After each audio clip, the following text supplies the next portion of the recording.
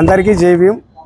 మొన్న 2వ తారీఖున విలేకరు లక్ష్మీనారాయణ పైన దాడి జరిగినటువంటి సంఘటనను దళిత సంఘాలతగా మేము ఖండిస్తున్నాం.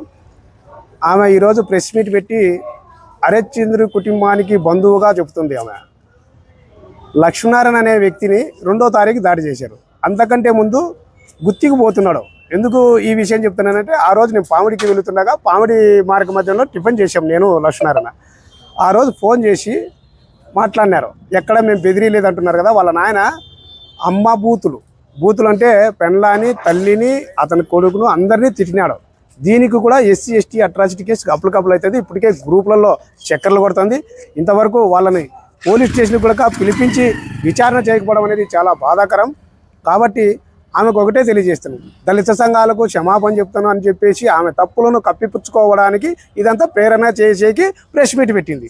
దాంట్లో భాగంగా 8 నెలల కిందట ఒక బుక్కరాయ సముద్రం మండలానికి సంబంధించి బుక్కరాయ సముద్రం గ్రామానికి సంబంధించి బండారు మహేష్ అనే అబ్బాయి సమాచార హక్కు చట్టం వేశాడు. ఆ సమాచార హక్కు చట్టం వాళ్ళు కాలేజీ యాజమాన్యం ఇవ్వలేదని చెప్పేసి ఆర్ఏఓ గారి ఆఫీస్ కాడికి వెళ్ళాడు. ఆర్ఏఓ ఆఫీస్ కాడికి వెళితే బండారు మహేష్ అనే అబ్బాయిని కులం పేరుతో దూషించింది.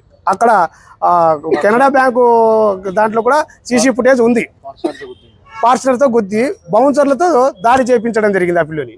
కానీ ఆ విషయం పైన టౌన్ డిఎస్పీ గారికి 3 టౌన్లో కంప్లైంట్ చేసి ఎస్సీ ఎస్టీ కేసు నమోదు చేయాలని చెప్పేసి బండారు మహేష్ అనే అబ్బాయి కంప్లైంట్ చేశాడు.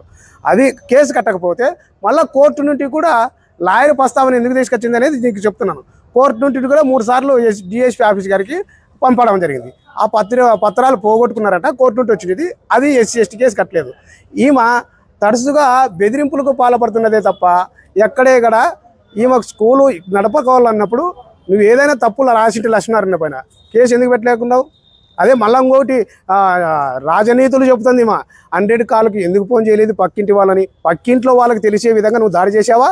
ఇంటికి తీసుకెళ్ళి ఇంట్లో లోపల కొట్టి కాళ్ళు పట్టించుకున్నావు. ఎస్సీ ఎస్టీలను కాళ్ళు పట్టించుకుంటే వారికి నచ్చని పని ఏదైనా కానీ పేడ కానీ లేదంటే కానీ ఏదైనా కానీ అసభ్యకరమైన విషయాలు చేస్తే అది నాన్ అవైలబుల్ సెక్షన్ వస్తుంది. ఇమ్మీడియట్గా సుప్రీంకోర్టు తీర్పు ప్రకారం 2018 తీర్పు ప్రకారం ఇమ్మీడియట్గా కేసు నమోదు చేసి జైలుకు పంపాల. కానీ రూరల్ డిఎస్పీ గారు ఇంతవరకు జైలుకు పంపలేదు. ఇంతవరకు ఆమెను అరెస్ట్ చేయలేదు. ఇంతవరకు దళిత సంఘాలను అందరినీ అవమానపరిచే విధంగా మాట్లాడుతుంది. ఆమె ఫ్రీ ఎడ్యుకేషన్ ఇస్తుంటే మేము సంతోషిస్తాం, ఆహ్వానిస్తాం. మేము కూడా మా ఆడబిడ్డలుగా గౌరవిస్తాం. వాళ్ళ నాన్న అంటాడు, మేము ఆడబిడ్డలు, మీకు పిల్లలు లేరా సంఘాలకు విలేకరులకు అంటున్నావు కదా. నువ్వు మళ్ళీ నీ కూతురు నువ్వు అట్లే చూసుకునేటప్పుడు లక్ష్మీనారాయణ భార్యను వాళ్ళమ్మ నువ్వెలా తిట్టావు? 27 తారీఖున నువ్వు కూడా జైలుకి పోతావు. మెకానిక్గా ఉండి కోట్ల రూపాయలు ఎట్లా సంపాదించినావు? ఒక మెకానిక్ కదా, పోలీస్ కాంప్లెక్స్లో మెకానిక్ అయ్యా స్వామి నువ్వు. ఆ విషయాన్ని కూడా గుర్తుపెట్టుకో. మహేష్ అనే పిల్లల మీద 8 నెలల కిందటే దాడి చేసింది. అంటే ఎవరు దాడి చేస్తే అదే రోజు లక్ష్మీనారాయణకు 2వ తారీఖు దాడి చేశారు. మధ్యాహ్నం మళ్ళీ 12 గంటలకు ఎవరైతే బండారు మహేష్ ఉన్నాడో ఆ పిల్లోనికి ఫోన్ చేస్తే తన భార్య ఎత్తడం జరిగింది. ఆ అబ్బాయి టౌన్లో ఉన్నాడు. తన భార్యకి ఫోన్ చేసి అడ్రస్ అడిగినారు. అంటే బుక్కరాయ సముద్రంలోకి వెళ్ళి కూడా లక్ష్మీనారాయణ ఎలాగైతే కొట్టి కాళ్ళు పట్టించుకున్నారో అదే విధంగా వచ్చి కాళ్ళు పట్టించుకోవాలని తెలిసింది. అక్కడ పడి ఇక్కడ పడి జనాలకు తెలిసిపోవడంతో ఎస్సీ కాలనీ వాళ్ళంతా గుమ్ముకున్నారు. ఊరి మీదకి వస్తే కారం పోటు తల్లి కాలు చేతులు ఇడిచిందమ్మా మనీషా గారు. బుక్కరాయ సముద్రం వచ్చింటే సరిపోవు. నీ కాలేజు యాజమాన్యం ఉన్నటువంటి నీ వ్యక్తితో ఫోన్లో మాట్లాడించినావు. ఆ రికార్డులు కూడా ఉన్నాయి. మీ నాన్న పెండ్లాలు అమ్మగాళ్ళని తిడతాడా? ఎలా కనపడుతున్నావు మీ కళ్ళకు? రాజనీతులని చెప్తున్నావు. కాబట్టి విలేకరు సోదరులు కూడా మొన్న 2వ తారీఖున ఆమెను గో బ్యాక్ అనడం కూడా విలేకరులకు శతకోటి వందనాలు చేస్తున్నాం. కాబట్టి విలేకరులు కూడా అందరూ మూకుముడిగా ఉండి అందరూ కలిసికట్టుగా పోరాడదాం. ఆమెను అరెస్ట్ చేసేంత వరకు కూడా దళిత గిరిజన ప్రజా సంఘాలు, విద్యార్థి సంఘాలు, అదేవిధంగా విలేకరులు అందరూ కూడా కలిసి రావాలని చెప్పి ఈ సందర్భంగా తెలియజేస్తున్నాం. ఆమె చెప్పేటివన్నీ శ్రీరంగ నీతులు. సెల్లు తీసుకొని పోయినావు కదా ఆ రోజు దాడి చేసినప్పుడు. సెల్లులో ఉన్నటువంటి నీ కాలేజీకి సంబంధించినటువంటి అవినీతి అక్రమాలు అన్నీ కూడా ఆ సెల్లులో ఉన్నాయి. ఆ సెల్లులో ఉన్నటువంటివి నువ్వు ఎలా ఫార్మాట్ చేస్తావు? సెల్లులో ఉండేటివన్నీ క్లీన్ చేసి డిలీట్ చేసి సెల్లు లక్ష్మీనారాయణకి ఇస్తుంది. అది కూడా డిఐజీ మేడం గారికి నిన్న పోయి డిఐజీ మేడం గారికి ఫిర్యాదు చేయడం వల్ల గౌరవ డిఐజీ మేడం గారు వెంటనే స్పందించారు. ఎందుకంటే ఎస్పీ సార్ గారు లేకపోవడం వల్ల డిఐజీ మేడం గారిని కలిస్తే ఆమె సీరియస్గా తీసుకుంటే అప్పుడు చెల్లు చేతికి వచ్చింది. చెల్లు లేదని చెప్పినారు టౌన్ మన రూరల్ డిఎస్పీ. కానీ డిఐజీ మేడం దగ్గర ఫిర్యాదు చేస్తే చెల్లు బయటకు వచ్చింది. ఆ చెల్లు ఎలా వస్తుంది? దాంట్లో ఉన్నటువంటి ఎవిడెన్స్ అంతా కూడా ఆధారాలన్నీ కూడా డిలీట్ చేసినారు, ఫార్మాట్ చేసి ఖాళీ చెల్లు ఇచ్చినారు. ఇప్పుడు ఆమె వాళ్ళ నాన్న ఏమంటాడంటే మీ కూతురు లేరా, మీ భార్యలు లేరా, మీ పెళ్ళారు లేరా అని అంతగా గట్టిగా మాట్లాడినావు కదా. నేను నువ్వెందుకు తిట్టినావు పెళ్ళాల అమ్మల్లో? చదువుకున్నావా?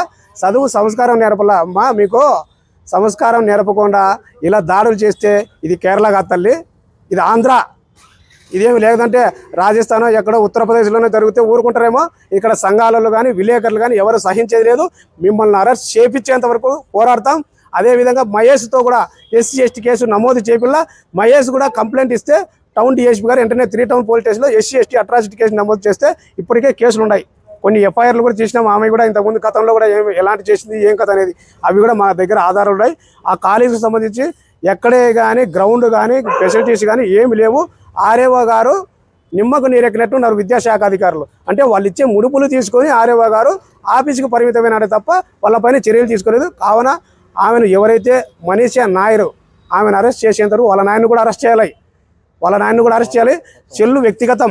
సుప్రీంకోర్టు తీర్పు ఇస్తే సెల్లు వ్యక్తిగతం. సెల్లులో ఉన్నటువంటివి అంటే బాడీలో ఒక పార్ట్ అయింది మనకు. సుప్రీంకోర్టు తీర్పు ప్రకారం సెల్లులో ఉన్నటువంటి ఫార్మాట్ చేస్తే ఎవరైనా అది కూడా దళితులు అయితే మాత్రం ఎస్సీ ఎస్టీ కేసు బలమైన నాన్ బెయిలబుల్ సెక్షన్లు వస్తున్నాయి. ఆ దిశగా పోలీసులు కేసు నమోదు చేసి రిమాండ్ పంపాలని చెప్పి ఈ సందర్భంగా దళిత సంఘాల తరఫున డిమాండ్ చేస్తున్నాం. జై భీమ్.